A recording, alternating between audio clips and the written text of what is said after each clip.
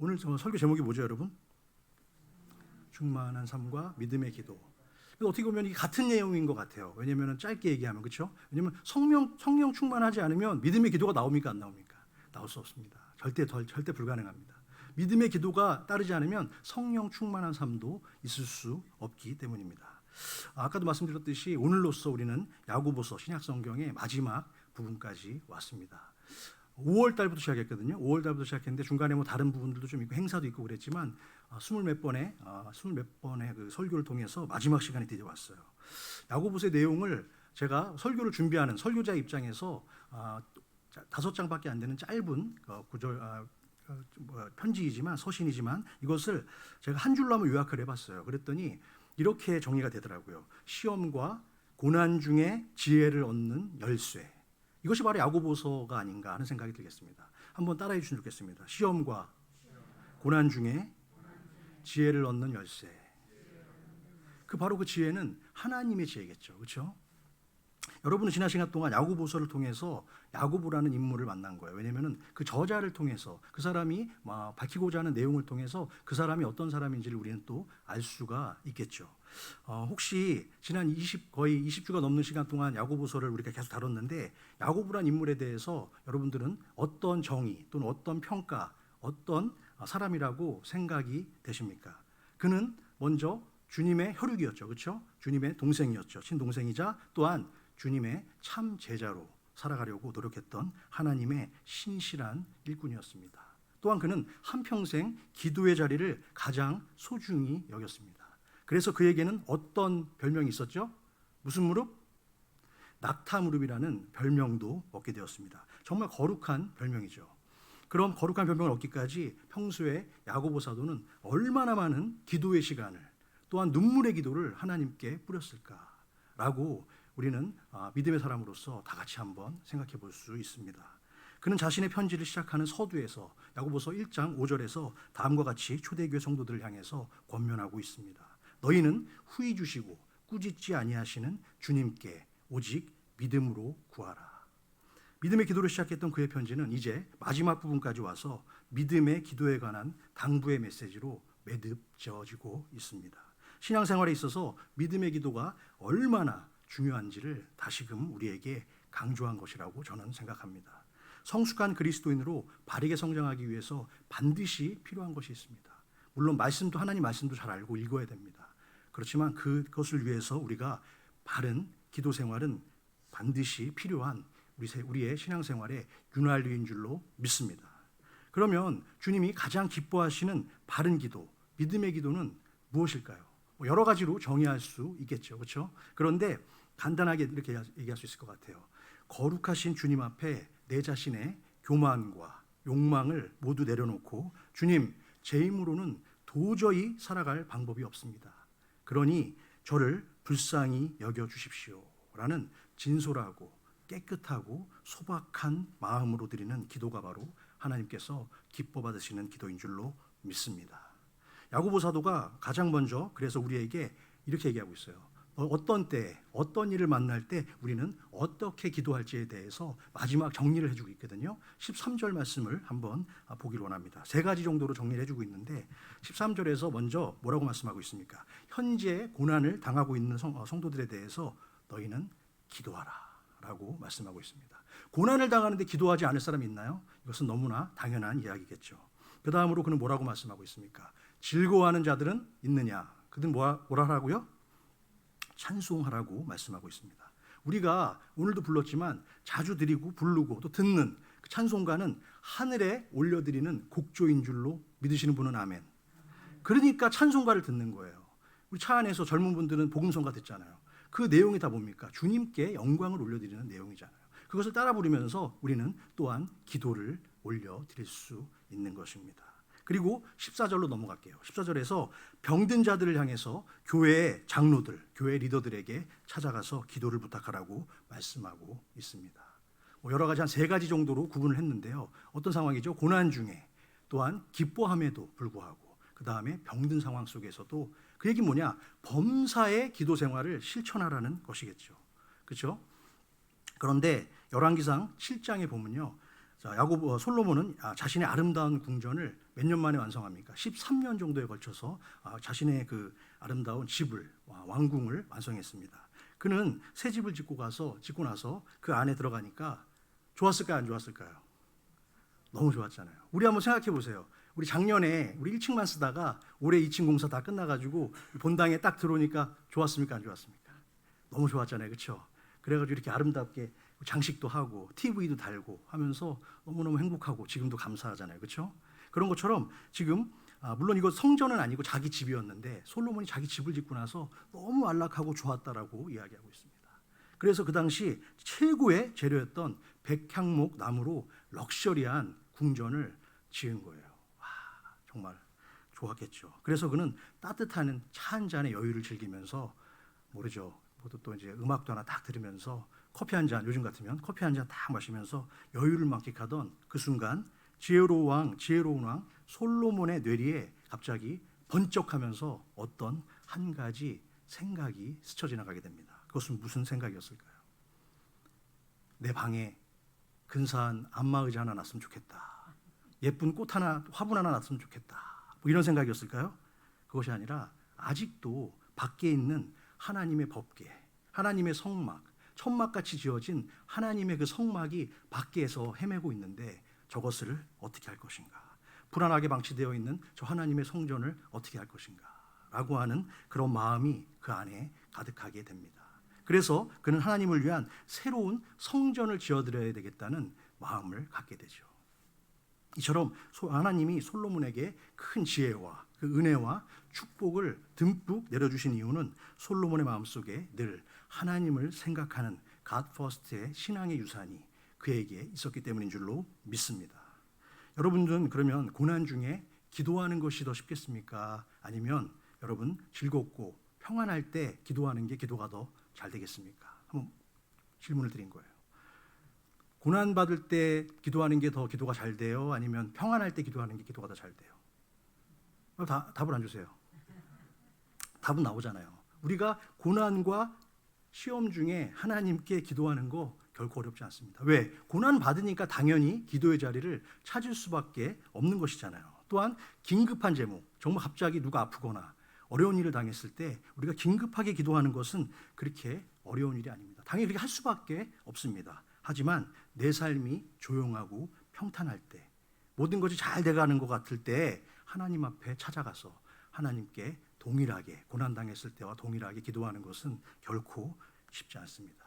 그래서 형통할 때 하나님께 감사하고 찬양하는 신앙을 가진 사람은 하나님이 기뻐 받으실 수밖에 없습니다. 왜 그럴까요? 변함없기 때문입니다.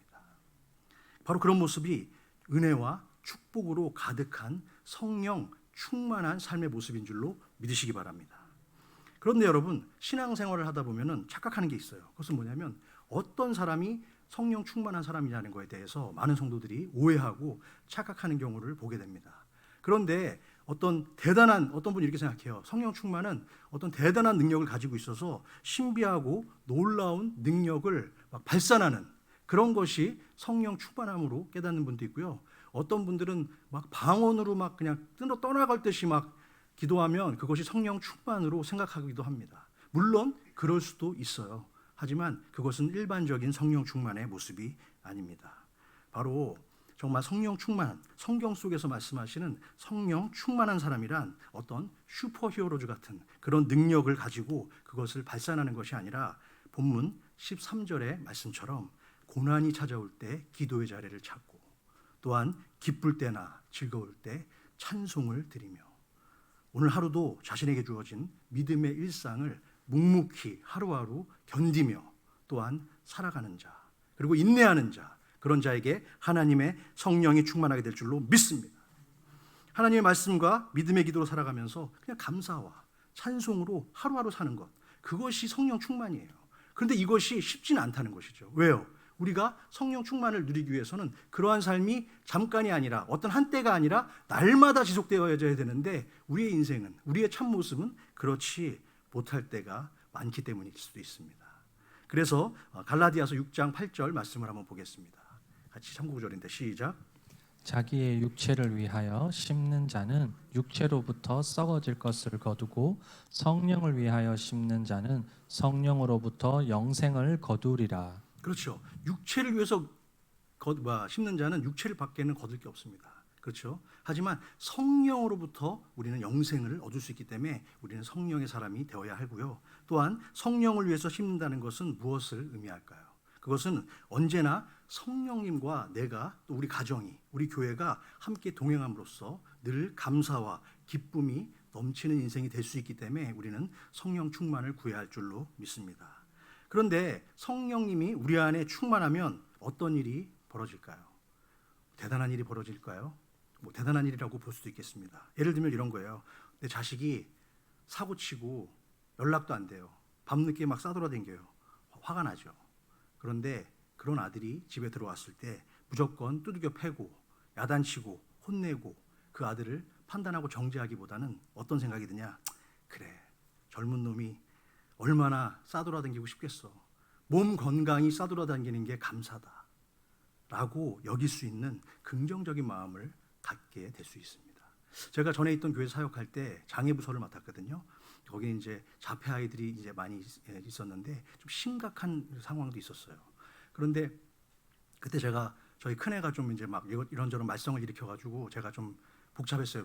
마음이 좀 복잡해가지고 굉장히 힘들어했는데 그때 그 돈을 갖다가 좀 막 썼어요. 많이 이렇게 저렇게 애가 그래서 엄마한테 막 달라고 그래가지고 그래서 막 썼는데 그래가지고 그거 속상하다고 이제 그런 이야기를 막 나눴더니 그 저희가 이제 섬기던 그 장애부서에 있던 어머니 한 자폐아의 그 어머니께서 저에게 이런 말씀을 하시더라고요.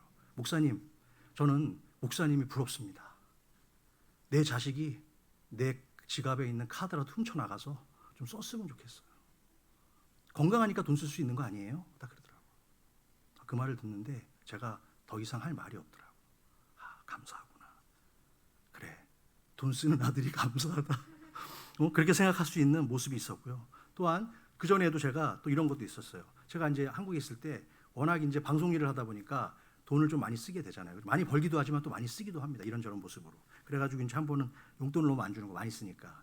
가지고 제가 왜 이렇게 용돈을 안 주냐고 막 짜증을 냈던 적이 있었는데 은혜를 받고 또 말씀 가운데 거하며 성령 충만해지니까 어떻게 돼요? 그래, 아내가 나를 얼마나 사랑하면 내 용돈을 쓰지 못하도록 카드를 맡겠어. 감사한 일이야 라고 하면서 오히려 그 모든 상황들을 긍정적으로 받아들일 수 있는 상황이 되는 것이죠. 그래서 우리가 평소에 성령 충만한 그리스도인을 쉽게 구분하는 방법이 있습니다. 그것은 어떻게 구분할 수 있을까요? 성령님과 함께하는 사람에게는 늘 그 얼굴과 그 태도와 그 말투와 그 표정 속에서 감사함과 기쁨, 그런 특유의 표정이 넘치는 거예요. 그래서 제가 지난주에 벨리에 가서 어떤 분하고 식사를 하는데 거기서 한 3분을 우연치 않게 만났어요. 왜냐면 좀 큰 식당이라 가면 항상 만나요. 아는 분 만나, 벨리 가면, LA 가도. 근데 거기서 딱 만났는데 그 3분이 그날 제가 집에 와서 아내한테도 얘기했어요. 3분이 다 동일하게 얘기하는 거예요. 뭐라고 했냐면 목사님 얼굴이 너무 좋아 보인다는 거예요. 얼굴이 너무 좋아, 환하대. 아주 그냥 성령 충만하다. 뭐 그냥 인사로 했을 수도 있어요. 근데 3분이 동시에 만난 게 아니라 따로따로 만났는데 그렇게 말씀을 하시는 겁니다. 그래서 너무 감사했어요. 성령 충만하면 여러분 찬양할 때도 감사하고 은혜가 넘치는 거예요. 또 어떤 분은 그래요. 좀 큰 교회에 있다 보면 이제 일부 예배 때는 어르신들이 많이 오잖아요. 많이 오는데 이제 가끔 가다가 이제 너무 찬송가만 할 수는 없으니까 복음성가를 이제 찬양 인도자가 해요. 그러면 왜 찬송가 안 하고 모르는 복음성가 하냐고 막 이러시는 분도 있고 또 이제 찬송가를 너무 하면 왜 또 복음성가도 한번 하지? 계속 그런 이야기가 오고 가는데 근데 여러분 성령 충만하면요.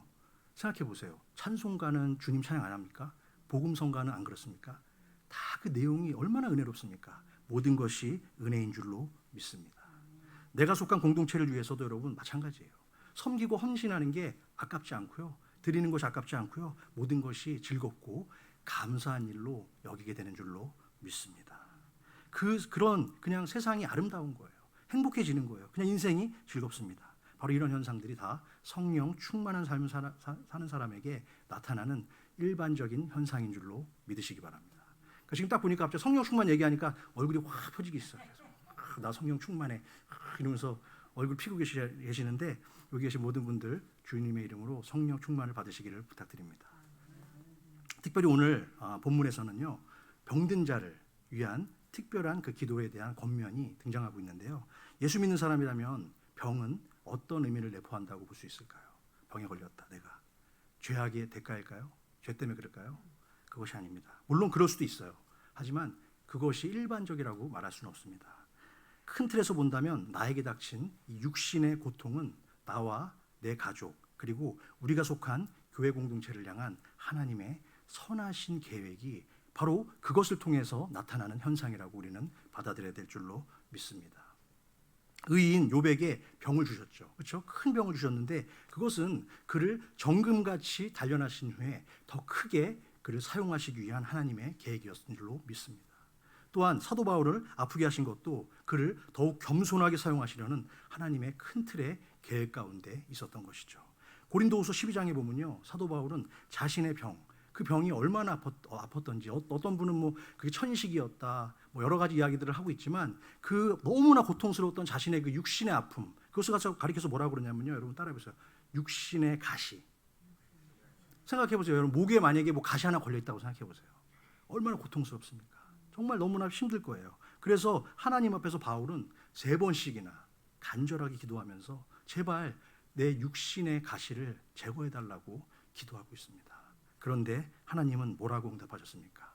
내 은혜가 내게 족하다. 여러분, 내 은혜가, 또 여러분의 은혜가, 우리 교회에게 주신 은혜가 하나님께 족한 줄로 믿으시기 바랍니다. 이처럼 하나님께서는 당신의 선한 역사를 이루시기 위해서 당장은 우리가 이해하기 힘든, 때로는 어려운 우리에게 병마와 고난도 허락하시는 줄로 믿습니다. 그렇지만 그 하나님의 크신 계획과 사랑을 생각하면 병이 낫는 것도 병이 드는 것도 다 하나님의 은혜 가운데 있는 모습인 줄로 믿으시기 바랍니다. 그러므로 고난과 병을 우리가 너무 두려워할 필요가 없습니다. 병이 든다면 그 병을 허락하신 하나님의 기쁘신 뜻을 헤아리시기 바랍니다. 그 아픔의 시간을 통해서 하나님과 더욱 가까워지는 방법은 무엇인지 여러분 기도하라는 것입니다. 우리가 병을 통해서 하나님의 그 뜻을 다 깨달았다면 이제 그 병을 고치기 위한 기도가 필요하겠죠. 기도를 해야 되겠죠. 그래서 오늘 야고보 사도는 그것에 대해서 한 3가지 정도로 제가 정리를 해보았습니다. 첫 번째 기도서 소제목입니다. 같이 읽겠습니다. 시작. 교회와 성도들에게 기도를 요청해야 합니다. 그렇죠. 우리가 고난의 때, 그리고 힘든 때, 또 병이 걸렸을 때, 또 어려움이 당했을 때 우리는 내 혼자 기도하는 것이 아니라 같이 기도하기 위해서 이 공동체를 주신 줄로 믿습니다. 우리가 함께 기도하는 거예요. 그래서 어려움 당했을 때 아까 그랬잖아요. 교회 장로에게 청하라고, 목사에게 청하라고. 1층에 중보기도함 있습니까? 없습니까? 거기 벌써 여러분들이 기도를 적어주셨어요. 예, 그 모든 상황 가운데 우리는 기도를 요청해야 됩니다. 가장 먼저 하나님께, 그리고 기도에 동참하는 모든 자들에게. 그리고 우리 목요일 날 우리 또 권사님들, 어머님들이 저녁에 7시에 모여서 간절하게 뜨겁게 중보기도를 하고 있습니다. 그곳에도 함께 기도 제목을 드려서 같이 기도할 수 있도록 해주시면 너무 좋죠. 그리고 우리 김두봉 장로님과 함께 또 수요일 날 성경 공부 모임도 하고 있고, 모든 모임 가운데 우리는 기도를 부탁할 수 있는 것입니다. 아일랜드의 어떤 한 청년이, 오래전 일인데요, 한 청년이 결혼식을 앞두고 사랑하는 자신의 약혼녀가 물에 빠져서 결혼을 하루 앞두고 물에 빠져서 익사하는 큰 고통을 당했습니다. 그는 자신에게 닥친 너무나 큰 이 슬픔과 이 환난을 이겨내지 못하고 날마다 술을 먹으면서 고통을 이겨내보려고 했지만 그 절망의 늪에 빠져서 허우적거리기만 할 뿐이었습니다. 그것을 안타깝게 여긴 가족들과 주변의 친구들은 이 청년이 그 아픔의 장소를 떠나서, 사랑하는 여인이 죽었던 그 아픔의 장소를 떠나서 어떤 조용한 곳으로 가기를 원했습니다. 그래서 권면했어요. 캐나다의 어떤 작은 도시로 가서 그곳에서 시간을 좀 보내라고 그렇게 보냈습니다. 그래서 그 청년은 그 캐나다로 떠났어요.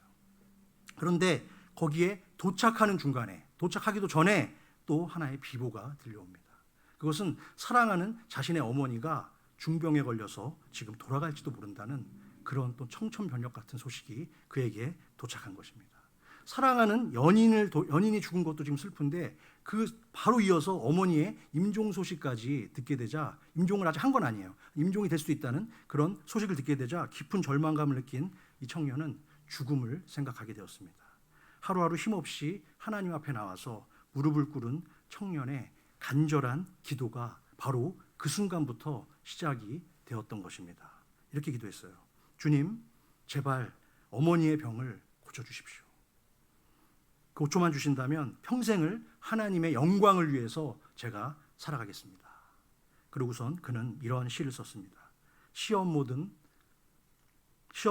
걱정 모든 괴로움 없는 사람 누군가 부질없이 낙심 말고 기도드려 아뢰세.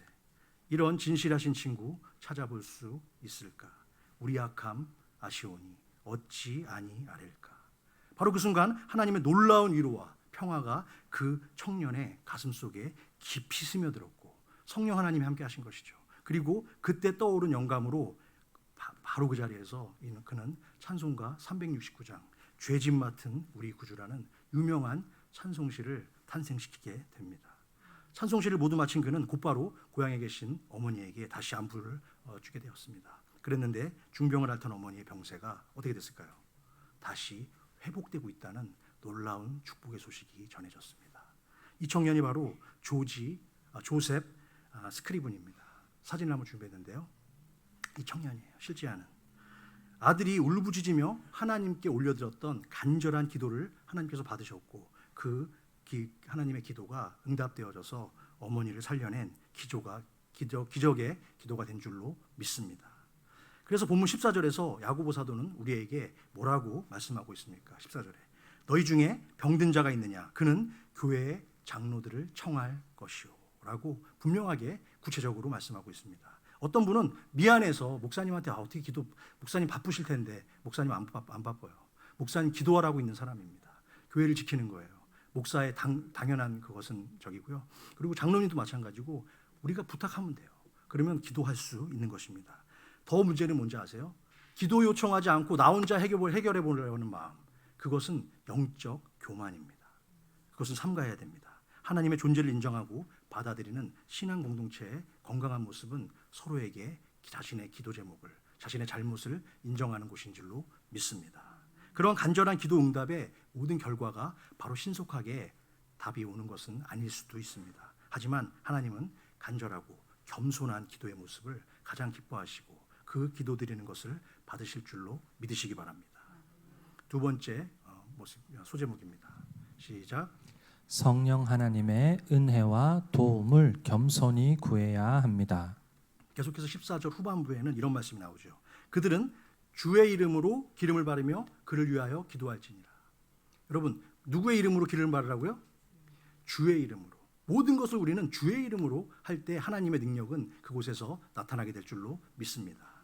당시에는 여러분 찾아보니까 환자의 몸에 기름을 바르는 행위가 어떤 치료수단, 하나의 치료수단이었다는 그런 이야기도 있습니다. 하지만 오늘 본문에서 등장하는 기름을 바르며 기도하라는 것은 어떤 상징적인 행위로 우리가 이해하는 편이 좋겠습니다. 그러면 기름을 바르며 기도하라는 것은 무엇을 의미하는 것일까요? 이것은 우리가 누군가의 고통을 위해서 함께 중보 기도를 드리며 그 사람의 병이 낫기를 간절히 바라고 기도할 때 성령 하나님도 그 자리에 함께 계시며 환자의 아픈 곳을 치유해 주실 것이라는 믿음의 행위를 말하는 것인 줄로 믿습니다. 그래서 아까 그 스크리븐이라는 청년도 떨어져 있었지만 캐나다에 있었지만 어머니를 위해서 정말 눈물의 간절한 기도를 드렸을 때 하나님의 그 기름 부으심, 성령의 은혜가 바로 어머니의 자리에 임한 줄로 믿습니다. 세 번째 소제목입니다. 시작. 믿음의 기도와 회개의 기도가 함께 드려져야 합니다. 그렇습니다. 이 믿음의 기도라는 것은 그냥 두리뭉실한 것 같지만요. 결국에는 뭐죠? 그 믿음의 기도가 전달되기 위해서는 우리 앞을 가로막고 있는 죄의 문제, 이것들을 내려놓지 않으면 그 기도는 순수하게 하나님 앞에 전달될 수 없다는 내용입니다.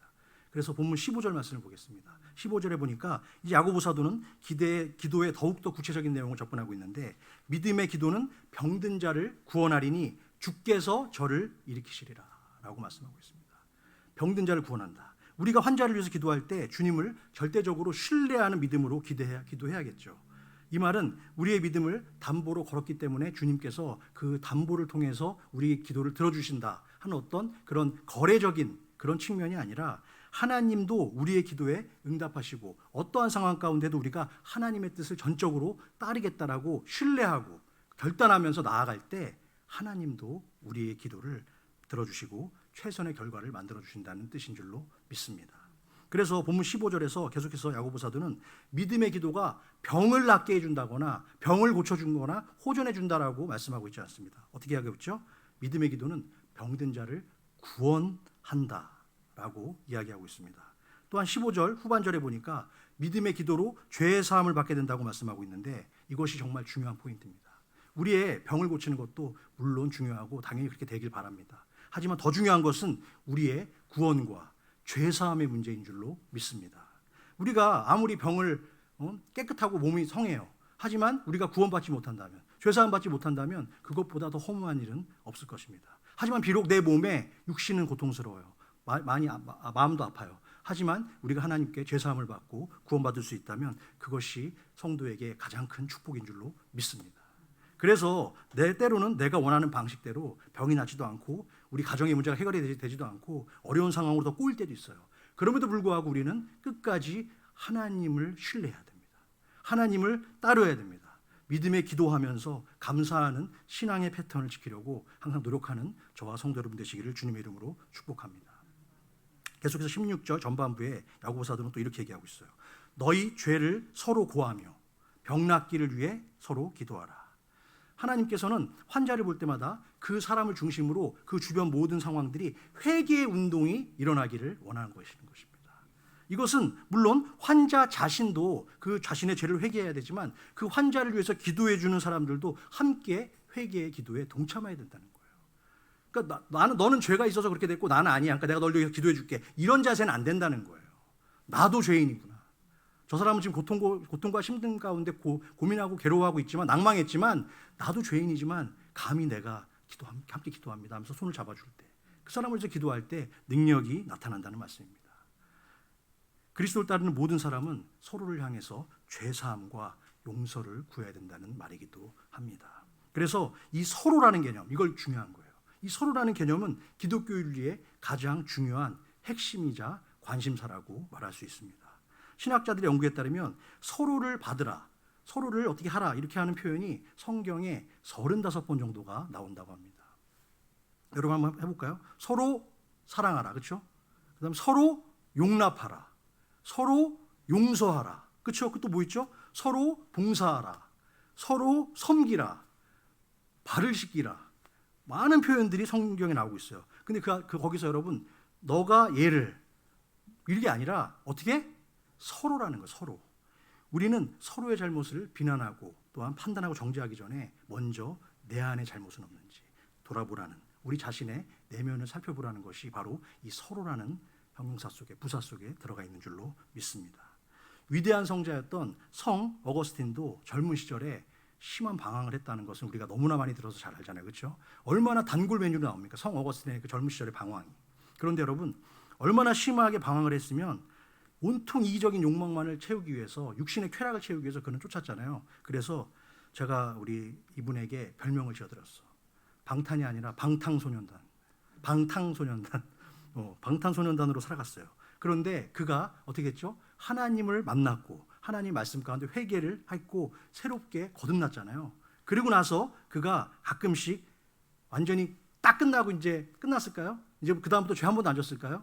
그것이 아니죠. 가끔씩 옛날 과거에 그 죄의 욕망이 스물스물 올라옵니다. 그럴 때 어떻게 했는지 아세요?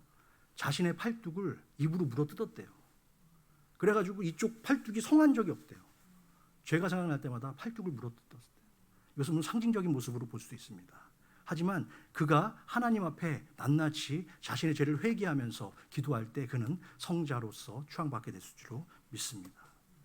또한 여러분 종교개혁의 아버지 마틴 루터도 어느 날 하나님께 간절한 회개의 기도를 올려드리는 중에 죄가 생각이 안 나는 거예요. 그래서 죄를 생각나게 해달라고 간절히 기도드리는데 자신이 과거에 저질렀던 심각한 죄의 모습이 떠올랐답니다. 그런데 여러분 바로 그 순간 그 자리에서 마틴 루터는 기절을 했다는 일화가 있습니다.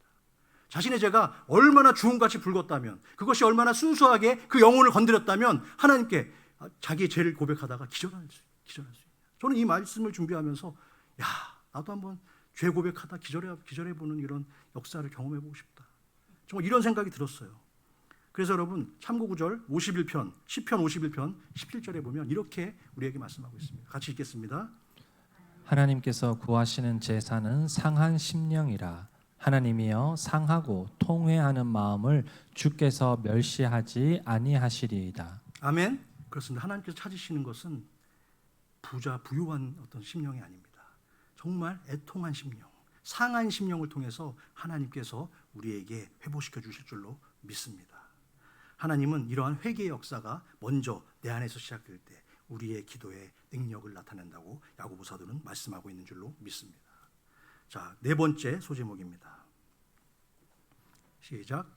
하나님이 찾으시는 의인의 기도를 올려드려야 합니다. 그렇습니다. 과연 의인의 기도가 뭘까? 저와 여러분이 의인이기 때문에 의인의 기도일까요? 저희는 의인이 아니죠. 저희는 죄인이죠. 하지만 하나님께서 이신칭이 저희가 의롭다고 여겨주셨다는 거예요. 그래서 우리가 의인이 된 줄로 믿습니다. 진실한 회개가 담긴 기도를 하나님이 받으신다면 그 기도의 내용은 어떤 모습이어야 할까요? 간단하게 말해서 의인의 기도를 올려드리라고 야고보 사도는 이야기하고 있습니다. 왜요? 의인의 기도는 역사하는 힘이 크다고 말씀하고 있기 때문입니다. 그 예로 엘리야 선지자의 그 말씀, 우리가 다 아는 일화죠. 그것을 소개하고 있는데 17절 말씀을 보겠습니다. 17절 말씀에 뭐라고 써 있습니까? 엘리야는 우리와 뭐가 같다? 성정이 같은 사람이로되. 그런데 그가 기도했는데 그걸 들어주셨다는 거예요. 그렇죠?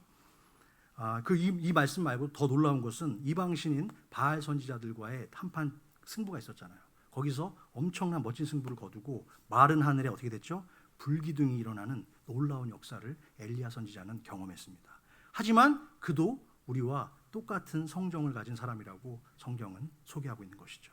또한 사도행전 14장에 보면 루스드라에서 사도 바울과 바나바가 어떤 일이 있었죠? 태어나면서부터 안진뱅이였던 사람을 기도 후에 안수 후에 일으키는 놀라운 기적의 사건을 경험합니다. 그런데 거기서 놀라운 사람들이 어떻게 했죠?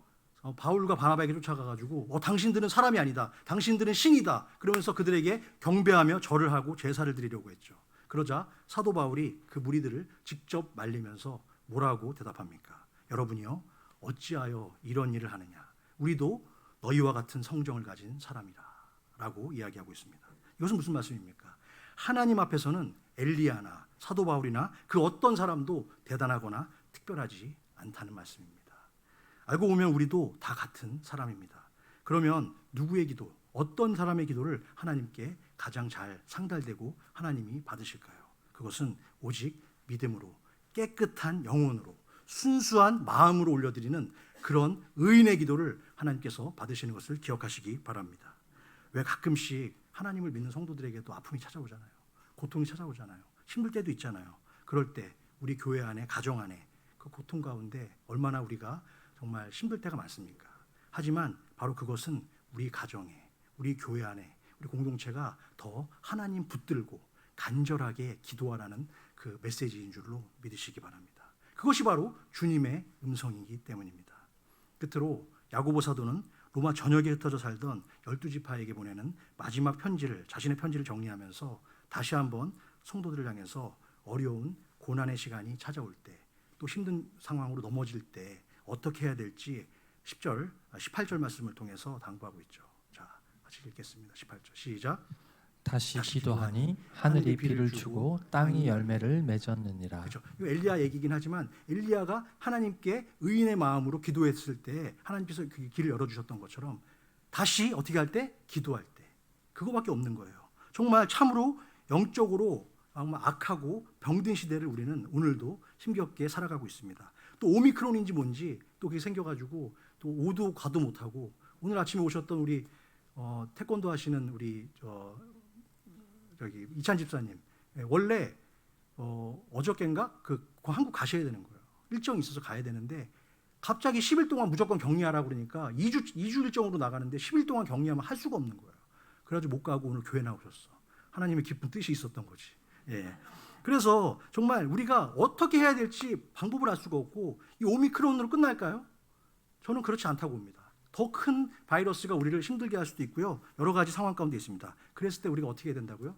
방법 없습니다. 그냥 단순하게 다시 하나님 앞에 엎드리는 것 외에는 방법이 없어요.